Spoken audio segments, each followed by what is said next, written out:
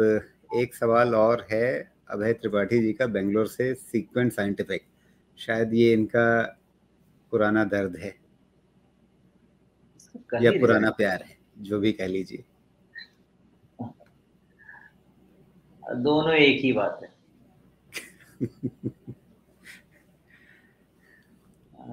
2000 share इनके पास हैं, 170 के भाव पर लिया हुआ है। नतीजों के बाद बड़ी तीखी गिरावट आई है, वही कहानी जो हमने इससे पहले 2-3 शेयरों में देखी है। तो ये पूछ रहे हैं कि रखे रहें या एवरेज आउट करें, कुछ क्या करना है अभी? होप बन रहे हैं इसमें। ओके, होप क्यों बन रहे हैं उसका मुझे पता नहीं चल पा रहा है, बिकॉज बहुत कोई अच्छा रिजल्ट तो दिख नहीं रहा है। मार्जिन बहुत ही बैडली कॉन्ट्रैक्ट हुआ है, बहुत बैडली हुआ है। तो फिर यहाँ से क्यों पॉजिटिव बनना चाहिए वो तो और ओके, लॉस रिपोर्ट हुआ है इस क्वार्टर में, दिस इज अगेन बैड। फिर क्यों स्टॉक होल्ड कर रहा है वो? ओके, आज गैप डाउन ओपनिंग है, बहुत गंदी गैप डाउन ओपनिंग है, लॉस अगर जी, रिपोर्ट हुआ है तो। और इसकी जो क्लोज है वो 50 डीएमए पे है। तो साहब का खरीद किधर का है वो मैं भूल गया, देख नहीं पाया। इन्होंने खरीद रखा है 170 पे, तो उस हिसाब से काफी नुकसान हो चला है इन्हें।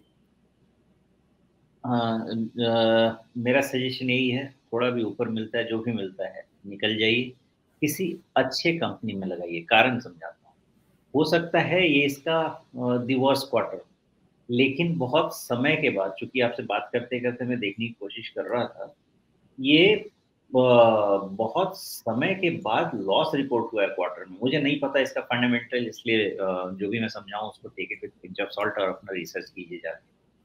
मेरा टेक्निक ये है कि इतने परफॉर्मेंस के बाद भी अगर मुझे क्वार्टर में लॉस रिपोर्ट करना पड़ रहा है तो मुझे अच्छे से इनका स्टेटमेंट सुनना और समझना पड़ेगा क्या मामला है।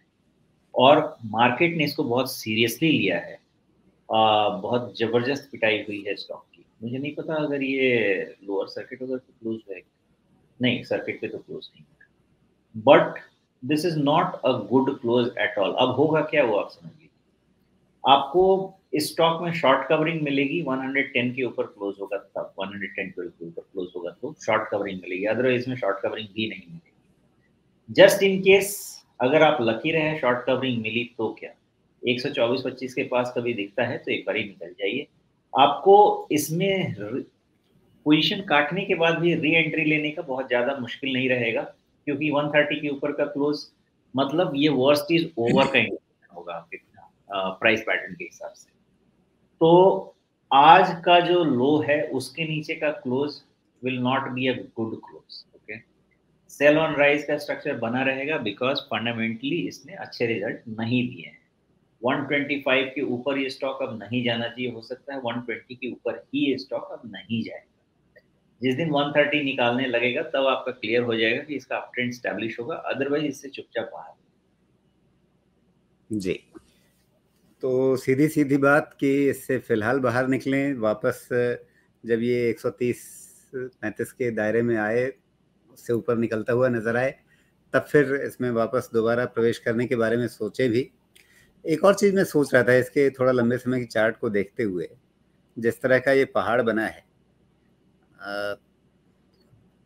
क्या है, इसको पहाड़ ही बोलेंगे ना, जो सामने दिख रहा है चार्ट पे। बचपन में तो ऐसे ही पहाड़ बनाते थे हम लोग। बात तो अब सही है, नहीं आप तो फिर भी ठीक बनाते होंगे। अब वो पहाड़ का जो शिखर है, वहां से आगे मैं देख रहा था, हाँ। मुझे कहीं पे ये मतलब आधी कटोरी अभी पूरी बनी नहीं है शायद, मुझे ऐसा कुछ नजर आ रहा है। तो बहुत जो इसका फ्यूचर कोर्स में विजुलाइज करने की कोशिश कर रहा हूँ कि अभी तो इसमें पेन है, नतीजे खराब आए हैं, भाव पिटेगा, कहीं पर एक बेस बनेगा, उसके बाद फिर टेक्निकली भी इसमें बेस बनेगा और कंपनी के परफॉर्मेंस में भी वापस कहीं पे रिकवरी आएगी, तो फिर वो कटोरी का दूसरा हिस्सा फिर आगे बनेगा। लेकिन उसके लिए बहुत आपको धैर्य के साथ इंतजार करना पड़ेगा और खबरों पर नजर रखनी पड़ेगी, चार्ट भी लगातार देखना पड़ेगा। देखिए इसमें हुआ यूं है कि 150 के नीचे ये स्टॉक अपने बेयर मार्केट में, कंप्लीट बेयर मार्केट में, जो मेरी थ्योरी है, मैं ये नॉर्मल थियरी जो आपने मार्केट में अभी थोड़े दिन पहले ही सुन रखा होगा, 18-20%, 20% के नीचे फॉल हुआ तो बेयर मार्केट हो जाता है, मैं उस थियरी में ट्रस्ट नहीं करता हूँ।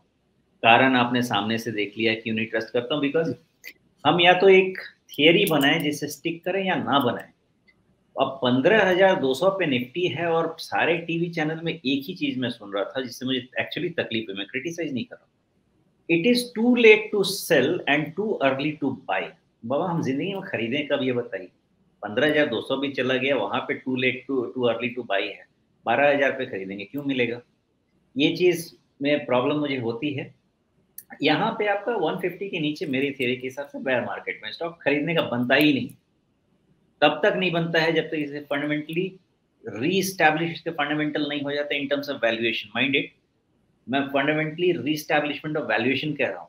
ऐसा नहीं है कि कंपनी प्रॉफिट नहीं बना रही, लेकिन वैल्यूएशन रीस्टैब्लिश नहीं हो रहा है इस कंपनी, और वो बहुत बड़ी प्रॉब्लम है इसको बेयर मार्केट में धकेलने की। 150 के नीचे इसके प्राइस लेवल कुछ भी बनेंगे, इसके प्राइस लेवल, ये तो नसीब अच्छा था कि 80 रुपए से पलट के आ गया है। हो सकता था कि ये 60 रुपए भी चला जाता, और आज के रिजल्ट के बाद उसमें भरोसा नहीं है कि वो फिर से नहीं जाएगा। इसलिए आप, एनीथिंग इज पॉसिबल। अगर कंपनी के फंडामेंटल्स डिटेरियोरेट होते हैं ना, एनीथिंग इज पॉसिबल। आप इसका जाके सिर्फ वैल्यूएशन मैट्रिक्स देखिएगा, खरीदने का कोई कारण नहीं बनता ऐसे परफॉर्मेंस में। ओके, अब कभी भी आपको इसमें राइज मिलेगा, आपको इससे बाहर ही निकल जाना है। जब भी इसमें 130 के ऊपर क्लोज मिलना शुरू होगा, इसका हायर लो का पैटर्न स्टैब्लिश होना शुरू होगा, उसके पहले आपको कोई इंडिकेशन नहीं लेना है। जमाने भर के अच्छे स्टॉक हैं, उसमें कर लीजिए, इससे बाहर जी। सबसे मुख्य बात यही है कि जमाने भर के और भी शेयर हैं, अच्छे शेयर हैं, जिनमें तुरंत आपको नतीजे दिखेंगे। आपको नज़र रखनी भी है तो फिर जो बात मैंने कही कि फिर आप इंतज़ार करिए इसमें टेक्निकली, और साथ में कॉर्पोरेट डेवलपमेंट्स, अगर चीज़ें फिर ठीक होती हैं तो उसका सूत्र वही होगा कि 130-135 के ऊपर निकलेगा तो फिर मतलब वापस नया पैटर्न बनना शुरू होगा।